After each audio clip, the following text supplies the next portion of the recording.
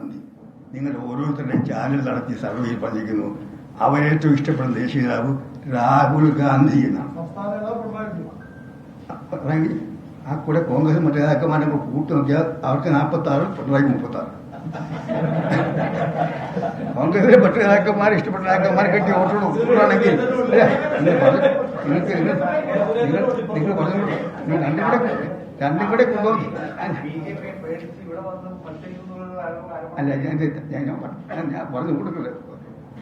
താങ്കൾ പറഞ്ഞത് പിണറായി വിജയനുള്ള ഒറ്റയാളുകളുടെ ഇവിടെ പല നേതാക്കന്മാരുണ്ട്. ഇലക്ഷൻ പരമ്പര ഒരാളെ തീരുമാനിക്കുള്ളൂ. അവർക്ക് രണ്ടുപേരും കൂടെ ഇന്നത് നോക്കിയാൽ അവർക്ക് കിട്ടി മൊത്തം വോട്ട് 46, മുഖ്യമന്ത്രിക്ക് കിട്ടി 36.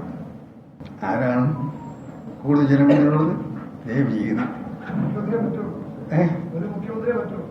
അല്ല 26 തീരുമാനിക്കുകയാണ്. 26 തീരുമാനിക്കും. ഇപ്പൊ വേണ്ട. ഇപ്പൊ ഞങ്ങളുടെ 24 മാത്രമേ ഉള്ളൂ. അർജുനൻ തെരുതെളിക്കുക. അർജുനൻ അസ്ത്രം ചെയ്യാൻ പോയപ്പോഴായ പോലെ ഒറ്റ ലക്ഷ്യമേ ഉള്ളൂ. ഭരണമാറ്റം നടത്തുക, മോഡിയെ ചാടിയിറക്കുക, ഭരണഘടന സംരക്ഷിക്കുക. ഇതാണ് മറ്റൊരു ലക്ഷ്യത്തില്ല. മുന്നോട്ട് പോകുമ്പോഴേ മുഖ്യമന്ത്രിയാക്കിയ മകൻ ബിജെപിയിലേക്ക് പോകുന്നു, കെ കരുണാകരന്റെ മകൻ ബിജെപിയിലേക്ക് പോകുന്നു. അതൊക്കെ ഈ ഒരു ലക്ഷ്യത്തിന് തിരിച്ചടിയാവില്ല, ഒരു പ്രതിരോധം തീർക്കില്ലാതെ ഒരു എന്തല്ല. ബിജെപിക്ക് കേരളത്തിൽ കഴിഞ്ഞ പ്രാവശ്യത്തേക്കാൾ ഒട്ടു കുറയും. 20 സീറ്റിൽ അവർ 3ാം സ്ഥാനത്തായിരിക്കും. കട്ടായം എഴുതി വെച്ചു. ഈ കോൺഗ്രസ് നേതാക്കളുടെ മക്കൾ അങ്ങനെ ബിജെപി വെറും നേതാക്കളല്ലോ. അപ്പോൾ കേരളത്തിലെ കോൺഗ്രസിന്റെ നെടുന്തൂണുകളായ നേതാക്കളുടെ മക്കൾ അങ്ങനെ പോയാൽ എന്തായിരിക്കും ഒരു പാഠം? പറയാനുള്ളത് പറഞ്ഞു കഴിഞ്ഞു. ഇനി എന്നെ കൊണ്ട് അധികം പറയിപ്പിക്കേണ്ട. മക്കളെ കുറിച്ച് എന്നെ കൊണ്ട് അധികം പറയിപ്പിക്കേണ്ട. എന്നെ കൊണ്ട് അധികം പറയിപ്പിക്കേണ്ട. ആ ഭാഷ ഞാൻ ശീലിച്ചിട്ടില്ല. ആ ഭാഷ എന്റെ സംസ്കാരത്തിന്റെ ഭാഗമല്ല. അതുകൊണ്ട് എന്നെ കൊണ്ട് സംസാരിക്കേണ്ട. അതായത് ഈ ഇന്നത്തെ കോൺഗ്രസ് നാളത്തെ ബിജെപിക്കാരാണെന്നുള്ള രീതിയിൽ ആരോപണം പല നേതാക്കന്മാരും അവരുടെ കുടുംബങ്ങളും ഒന്നടങ്കം ബിജെപിയിൽ പോയി ജയിച്ചതിന് ശേഷം എല്ലാ സ്ഥാനമാനങ്ങളും പറ്റിയതിനു ശേഷം ബിജെപിയിൽ പോകുന്നത്. അപ്പൊ അതുകൊണ്ട് മാത്രം അത് വലിയൊരു അളവ് വരെ കോൺഗ്രസ് അധികാരത്തിൽ നിലനിർത്തുന്നുണ്ട്. കോൺഗ്രസ് മഹാപ്രസ്ഥാനമാണ്, മഹാനദിയാണ്. EMS കോൺഗ്രസ് ആയിരുന്നില്ലേ? AKG കോൺഗ്രസ് ആയിരുന്നില്ലേ? ഇന്ത്യയിലുള്ള എല്ലാ പാർട്ടികളിലുള്ള നേതാക്കന്മാരുടെ പറ്റും ആദ്യകാലത്ത് കോൺഗ്രസ് ആയിരുന്നു. അവരൊക്കെ പോയിട്ടും ഗംഗാപ്രവാഹം പോലെ ഇതിങ്ങനെ ഇപ്പോഴും ഇങ്ങനെ പ്രവഹിച്ചുകൊണ്ടിരിക്കുകയാണ്.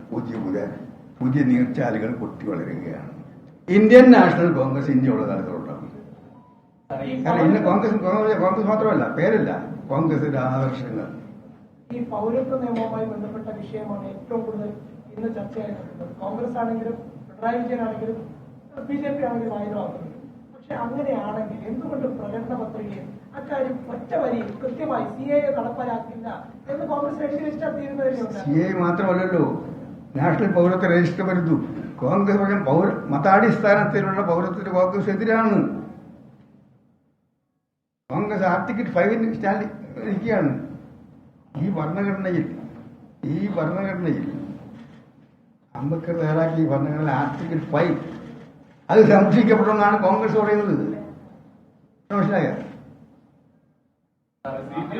കേരള രാഷ്ട്രീയത്തെ പറ്റിയും ദേശീയ രാഷ്ട്രീയത്തെ പറ്റിയും വിശാലമായി തന്നെ പറയുന്നത് അങ്ങ് വീക്ഷിക്കുന്നുമുണ്ട്, അങ്ങ് പത്ര ചാനലൊക്കെ ഉപയോഗിച്ച് പറയുന്നുണ്ട്. പക്ഷേ കേരളത്തിൽ ഇത് ചർച്ചയാകുന്നു എന്ന ആ സമയത്താണ് ഓൾ ഇന്ത്യ തലത്തിൽ ഈ പ്രകടന പത്രിക പുറത്തിറക്കുന്നത്.